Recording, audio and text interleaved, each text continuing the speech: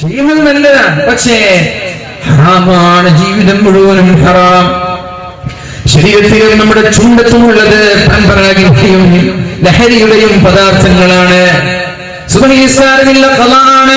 പിന്നെ നിന്റെ ഈ തോരണങ്ങൾ ആർക്കാ വേണ്ടത്? പിന്നെ നിന്റെ ഈ പ്രവർത്തനങ്ങൾ ആർക്കാ വേണ്ടത്? എത്ര സന്നദ്ധ സേവകരായാലും ഒരു നിസ്കാരം പോലും നഷ്ടപ്പെടുത്തരുത്. നിസ്കാരം ഖളാക്കുന്നവർക്ക് ഇസ്ലാമിൽ ഒരു സ്ഥാനമേ ഇല്ല എന്ന് മഹാനായ ഉമർ ഇബ്നുൽ ഖത്താബ്, മഹാനായ അനസ് തങ്ങൾ യുദ്ധത്തിന്റെ പേര് കേൾക്കുമ്പോൾ മഹാനായ അനസ് തങ്ങൾ കരയുമായിരുന്നു. എന്തേ കരഞ്ഞത്? മുസ്ലിമീങ്ങളെ തോറ്റുപോയത് കൊണ്ടാണോ? അല്ലേ, അല്ല, മുസ്ലിമീങ്ങളെ തോറ്റത് കൊണ്ടല്ല. 30,000 വരുന്ന മുസ്ലിമീങ്ങൾ 1.5 ലക്ഷം വരുന്ന ശത്രുക്കളെ വളഞ്ഞിരിക്കുകയാണ്. അവരുടെ കോട്ട വളഞ്ഞിരിക്കുകയാണ്. 30,000 വരുന്നവർ പരിശുദ്ധമായ ഇസ്ലാമിനെ കരിവാരിത്തേക്കാനും മുസ്ലിമീങ്ങളെ പീഡിപ്പിക്കാനും മുസ്ലിമീങ്ങളെ ദ്രോഹിക്കാനും ശ്രമിച്ച ശത്രുക്കളെ കോട്ട വളഞ്ഞിരിക്കുകയാണ്. 30,000 വരുന്ന മുസ്ലിമീങ്ങൾ 1.5 വർഷം നടന്നു. 1.5 വർഷം കോട്ട പ്രതിരോധിച്ചു. എന്നിട്ടോ അവിടെ വലിയൊരു യുദ്ധത്തിന് തുടക്കം കുറിക്കാൻ പോവുകയാണ്. 1.5 ലക്ഷം ആളുകളാണ് ആ കോട്ടയ്ക്കക സ്ഥലങ്ങളിലുള്ളത്. ഒരു സുബഹി ബാങ്കിന്റെ അല്പം മുമ്പ് കോട്ടയുടെ വാതിൽ തുറക്കപ്പെട്ടു. സൈന്യം ഒന്നടങ്കം കോട്ടക്കകത്തേക്ക് ഇരച്ചു കയറി. എപ്പോ വേണമെങ്കിലും പരാജയത്തിന്റെ രുചി രുചിച്ചേക്കാം, എപ്പോ വേണമെങ്കിലും പരാജയപ്പെട്ടേക്കാം. കാരണം നമ്മുടെ ചെകുത്താനും ചെങ്കടലും മധ്യേ എന്ന് പറയുന്നത് പോലെ 1.5 ലക്ഷത്തിലേക്കാണ് 30,000 മരിച്ചു കയറിയത്. തോറ്റേക്കാം, പക്ഷേ അവരുടെ നെഞ്ചുറപ്പ്, അവരുടെ ആ മനോഭാഗ്യം, അവരുടെ ആ ദൃഢനിശ്ചയം കാരണത്താൽ അവർക്ക് വിജയിക്കുന്നത് സൂര്യൻ ഉദിച്ച ശേഷമാണ്. സുബഹിന്റെ മുമ്പാണ് അങ്ങോട്ട് ഇരച്ചു കയറിയത്. സുബഹിയുടെ ഖളാആയ ശേഷമാണ് യുദ്ധം വിജയിക്കുന്നത്. യുദ്ധം വിജയിച്ചു നോക്കുമ്പോൾ എല്ലാവരുടെയും സുബഹി നിസ്കാരം ഖളാആയി പോയിട്ടുണ്ട്. എല്ലാവരും വേദനയോടെ കരയാൻ തുടങ്ങി. അവർക്ക് കാരണമുണ്ട്. അതിന്റെ പേരിൽ അല്ലാഹു നാളെ ചോദ്യം ചെയ്യൂല. അവർക്ക് എക്സ്ക്യൂസ് ഉണ്ട്, അവർക്ക് കാരണമുണ്ട്. മുസ്ലിമീങ്ങൾ വിജയിച്ചിട്ടുണ്ടെങ്കിലും വർഷങ്ങൾക്ക് ശേഷം കുസ്തർ യുദ്ധത്തെ കുറിച്ച് പറയുമ്പോ മഹാനായ അനസ് തങ്ങൾ കരയുമായിരുന്നു. അല്ലാഹുവേ, എന്റെ ഒരു സുബഹി നിസ്കാരം നഷ്ടപ്പെട്ട യുദ്ധമാണല്ലോ അത്. ലോകം മുഴുവനും തന്നാലും നഷ്ടപ്പെട്ടു പോയ ആ സുബഹി നിസ്കാരത്തിന് പകരമാവില്ലല്ലോ എന്ന് പറഞ്ഞ് മഹാനായ അനസ് റളിയല്ലാഹു അൻഹു പറയുമായിരുന്നു. ചോദിക്കട്ടെ, ഒരു തോരണം വെച്ചതിന്റെ പേരിൽ സുബഹി നിസ്കാരം ഖളായാലോ? വിജയത്തിന്റെ പേരിൽ സുബഹി നിസ്കാരം ഖളായാലോ? സന്നദ്ധ സേവകനായതിന്റെ പേരിൽ സുബഹി നിസ്കാരം ഖളായാലോ? ഒരുപാട് രാജ്യത്തിന്റെ അധിപനായ ടിപ്പു സുൽത്താന്റെ ജീവിതത്തിൽ ഒരു സുബഹി നിസ്കാരം പോലും ഖളായിട്ടില്ല. ഒരുപാട് രാജ്യങ്ങളുടെ നേതാവാണ് ടിപ്പു സുൽത്താൻ, പക്ഷേ ജീവിതത്തിൽ ഒരു സുബഹി നിസ്കാരം പോലും ജമാഅത്ത് നഷ്ടപ്പെട്ടിട്ടില്ല, ഖളായിട്ടില്ല എന്നല്ല, ജമാഅത്ത് നഷ്ടപ്പെട്ടിട്ടില്ല ടിപ്പു സുൽത്താനെ. എന്നാൽ നമ്മൾക്ക് എന്ത് തിരക്കാണുള്ളത്? എന്ത് തിരക്കാണ് നമ്മൾക്കുള്ളത്? ഈ ചെറിയ ഒരു പാർട്ടിയുടെ നേതാവായത്, ഒരു നാടിന്റെ ഒരു ഗ്രാമത്തിന്റെ നേതാവായത്, അല്ലെങ്കിൽ ഒരു സംഘടനയുടെ നേതാവായത്, ഇതാണോ നമ്മുടെ തിരക്ക്? ഇതിന് അല്ലാഹുവിന്റെ കോടതിയിൽ സമാധാനം പറയാൻ കഴിയുമോ? അതുകൊണ്ട് സന്നദ്ധ സേവകരെ നിസ്കാരം ഒഴിവാക്കരുത്, നിസ്കാരക്കാരെ സന്നദ്ധ സേവനം ഒഴിവാക്കരുത്. രണ്ടും നമ്മുടെ ജീവിതത്തിൽ വേണം. വെറും ഒരു ഇബാദത്തുമായി, വെറും ഒരു ആരാധനയുമായി, വെറും ഒരു നിസ്കാരവുമായി ഒതുങ്ങിക്കൂടേണ്ട. പള്ളിയിൽ നിന്നും വീട്ടിൽ നിന്നും ഇറങ്ങ് പുറത്തേക്ക്. CH സെന്റർ ഇടയ്ക്കിടെ ഒന്ന് സന്ദർശിക്ക്, RCC ഇടയ്ക്കിടെ ഒന്ന് സന്ദർശിക്ക്, ഓപ്പറേഷൻ തിയേറ്ററുകൾ, ICU, ഒരുപാട് ഹോസ്പിറ്റലുകൾ ഇടയ്ക്കിടെ സന്ദർശിക്ക്. നാടിന്റെ മുക്കുമൂലകളിലേക്ക് ഇടയ്ക്കിടെ ഒന്ന് കയറ്. ഒരു നേരത്തെ അപ്പകഷ്ടത്തിന് വേണ്ടി പാടുപെടുന്ന 100 കണക്കിന് ആളുകൾ ഉണ്ടാകുമ്പോ അവരുടെ വിയർപ്പ്, അവരുടെ വിശപ്പ് അകറ്റാൻ, അവരുടെ ഒട്ടിയ വേദന ഭക്ഷണം നൽകാൻ, അവരെ സഹായിക്കാനൊന്ന് തയ്യാറാകും. മുഅ്മിനീങ്ങളെ, അല്ലാഹുവിന്റെ ഇഷ്ടക്കാരനായി മാറാൻ സാധിക്കും. അല്ലാഹു തൗഫീഖ് നൽകട്ടെ.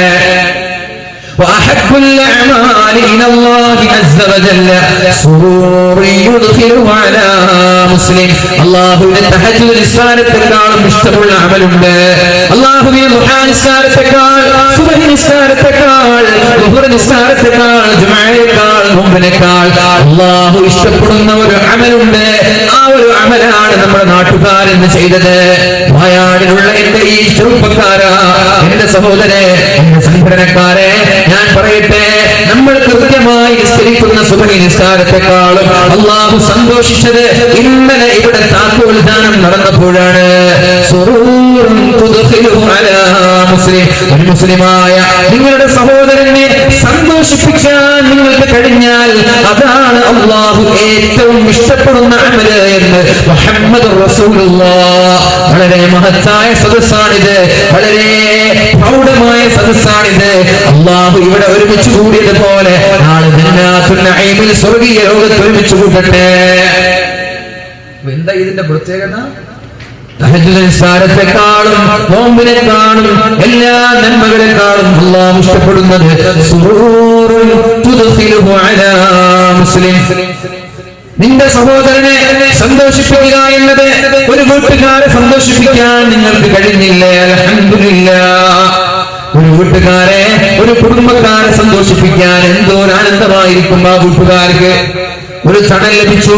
നമ്മുടെ കേരളക്കരയിൽ ഏറ്റവും വലിയൊരു രണ്ടാമത്തെ ബൈത്തുർ റഹ്മയാണ് നമ്മുടെ നാട്ടുകാർ നൽകിയത്. അൽഹംദുലില്ലാഹ്. അല്ലാഹുവേ നീ സ്വീകരിക്കണേ അല്ലാഹ്. ഒരുപക്ഷേ വീട് വെക്കാൻ സഹായിച്ചവർക്ക് വീടുണ്ടായിക്കൊള്ളണമെന്നില്ല, അല്ലേ? ഈ വീട് വെക്കാൻ സഹായിച്ച ആളുകൾക്ക് വീടുണ്ടായിക്കൊള്ളണമെന്നില്ല. എനിക്ക് വീടില്ലെങ്കിലും എനിക്ക് വീടില്ലെങ്കിലും അവർക്ക് വീട് കിട്ടട്ടെ. ഇതിന്റെ സംഘാടകരിൽ എത്ര പേർക്ക് സ്വന്തമായി വീടില്ല? ഇതിന് സാമ്പത്തികമായി ശാരീരികമായി സഹായിച്ച ആളുകളെ എത്ര പേർക്ക് സ്വന്തമായിട്ട് വീടില്ല? എനിക്ക് വീടില്ലെങ്കിലും എന്റെ സഹോദരിക്ക് വീട് കിട്ടട്ടെ. ഒരു നിന്റെ സഹോദരനെ നീ സന്തോഷിപ്പിക്കാനാണ് എല്ലാ അമലുകളെക്കാളും അല്ലാഹു ഇഷ്ടപ്പെടുന്നത് എന്ന് മുഹമ്മദ് റസൂലുള്ളാഹ്. അല്ലെങ്കിലോ നിന്റെ സഹോദരന്റെ ഒരു പ്രയാസം മാറ്റി കൊടുക്കാനാണ് അള്ളാഹുവിന് മറ്റുള്ള അമലുകളെക്കാൾ ഇഷ്ടമുള്ളത്. അല്ലെങ്കിൽ കടക്കാരന്റെ കടം കൊടുത്തു വിട്ടനാണ്. വലിയ കടബാധ്യതകൾ കാരണം പ്രയാസപ്പെടുമ്പോ, നാട്ടിൽ നിന്ന് പുറത്തിറങ്ങാൻ കഴിയാതെ കഷ്ടപ്പെടുമ്പോ കടബാധ്യതയാണ്. ഗൾഫിലേക്ക് പോകാൻ കഴിയില്ല. ചിരിക്കല്ല, കൈകൊട്ടി ചിരിക്കല്ല. അവരെ താങ്ങി നിർത്ത് നിങ്ങളുടെ കൈകൾ കൊണ്ട്. അവരെ പതുക്കെ പതുക്കെ ഒന്ന് ഉയർത്ത് അവരുടെ കടങ്ങൾ കൊടുത്തു വിട്ടാൻ സഹായിക്കേ. എന്നിട്ട് അവരെ റീകവർ ചെയ്ത് ആ പഴയകാല പ്രതാപത്തിലേക്ക് എത്താൻ സഹായിക്കുന്നത് അല്ലാഹുവിന് ഇഷ്ടമുള്ള അമലാണെന്ന് മുഹമ്മദ് റസൂലുള്ളാഹ്. എന്നിട്ട് അല്ലാഹുവിന്റെ ഹബീബ് പറയാണ്, വലഅൻ അംശി മഅ ഖില്ലി ഫീ ഹാജ വലഅൻ അംശി മഅ ഖില്ലി ഫീ ഹാജ അഹബ്ബു ഇലയ്യ മിൻ അഅ്തഖിഫ ഫീ ഹാദൽ മസ്ജിദി. എന്റെ മദീന പള്ളിയിൽ ഒരു മാസക്കാലം ഇഅ്തികാഫ് ഇരിക്കുന്നതിനേക്കാളും എനിക്കിഷ്ടം ഒരു പാവപ്പെട്ടവനെ സഹായിക്കലാണ്, ഒരു ആവശ്യമുള്ളവന്റെ കൂടെ ഒരു മാസം നടക്കലാണ്. ഒരു മാസക്കാലം മദീന പള്ളിയിൽ ഇഅ്തികാഫ് ഇരിക്കുന്നതിനേക്കാളും ഞാൻ ഇഷ്ടപ്പെടുന്നത് ഒരു ആവശ്യമുള്ളവന്റെ, ഒരു പ്രയാസമുള്ളവന്റെ കൂടെ നടക്കലാണ് എന്ന് മുഹമ്മദ് റസൂലുള്ളാഹി സ്വല്ലല്ലാഹു അലൈഹി വസല്ലം. വർഷങ്ങളിൽ ഉംറ ചെയ്യലല്ല, വർഷങ്ങളിൽ ഹജ്ജ് ചെയ്യലല്ല. അല്ലാഹുവിന് ഇഷ്ടം അങ്ങനെ വർഷത്തിൽ ഹജ്ജ് ചെയ്യുന്ന കാശ് കൊണ്ട്, ഉംറ ചെയ്യുന്ന കാശ് കൊണ്ട് വീടില്ലാത്തവർക്ക് വീട് വെച്ചു കൊടുക്കേ, കിണറില്ലാത്തവർക്ക് കിണർ നൽകേ, രോഗികൾക്ക് ചികിത്സിക്കാൻ ആ തുക ഉപയോഗിക്കേ. എന്റെ പ്രിയപ്പെട്ട സഹോദരിമാരെ, വർഷങ്ങളിൽ ഉംറ പോകുന്നത് വലിയ കാര്യമാണെന്ന് വിചാരിക്കണ്ട. ഹജ്ജ് ചെയ്യുന്നതും വലിയ കാര്യമാണെന്ന് വിചാരിക്കണ്ട. ആ തുക കൊണ്ട് ഉംറ ചെയ്യാത്ത ആളുകൾക്ക് ഉംറ ചെയ്യാൻ അവസരം നൽകുക. ഹജ്ജ് ചെയ്യാത്ത ആളുകൾക്ക് ഹജ്ജ് ചെയ്യാൻ അവസരം നൽകുക. അല്ലെങ്കിൽ നിങ്ങളുടെ കുടുംബത്തിലെ പട്ടിണി പാവങ്ങൾക്ക് നൽകുക, കടം കൊണ്ട് പ്രയാസപ്പെടുന്നവർക്ക് നൽകുക. അതാണ് എല്ലാ വർഷവും ഉംറയ്ക്ക് പോകുന്നതിനേക്കാൾ അല്ലാഹുവിന് ഇഷ്ടം. നബി തങ്ങളാണ് പറയുന്നത്, മദീന പള്ളിയിൽ ഒരു മാസം ഇഅ്തികാഫ് ഇരിക്കുന്നത് ഒരു കടക്കാരൻ അല്ലെങ്കിൽ എന്തെങ്കിലും ഒരു ആവശ്യമുള്ള ഒരാൾ നടക്കുമ്പോ അയാളുടെ കൂടെ നടന്നിട്ട് അല്ലെങ്കിൽ ഒരു ബൈത്തുർ റഹ്മയ്ക്ക് വേണ്ടി നമ്മുടെ വീട്ടിലേക്ക് പിരിവിന് വരലാണ്. മദീന പള്ളിയിൽ ഒരു മാസക്കാലം ഇഅ്തികാഫ് ഇരിക്കുന്നതിനേക്കാളും അല്ലാഹുവിന് ഇഷ്ടമെന്ന് മുഹമ്മദ് റസൂലുള്ളാഹ്. നിങ്ങൾ പുച്ഛത്തോടെ കണ്ടില്ലേ ബൈത്തുർ റഹ്മ? നിങ്ങളൊരു പിരിവ് നിനക്ക് തോന്നാറുണ്ടോ? ആ തോന്നുന്ന ആളുകൾ കേൾക്കണം. ആ പിരിവിന് വന്നില്ലേ ഒരു വീടെടുക്കാൻ, അല്ലെങ്കിൽ ഒരു മറ്റെന്തെങ്കിലും ഒരു സഹായത്തിന്, ആ നടന്നത് ഉംറ ചെയ്ത് മസ്ജിദുൽ നബവിയിൽ പോയി ഇഅ്തികാഫ് ഇരിക്കുന്നതിനേക്കാളും അല്ലാഹുവിന് ഇഷ്ടമാണ്.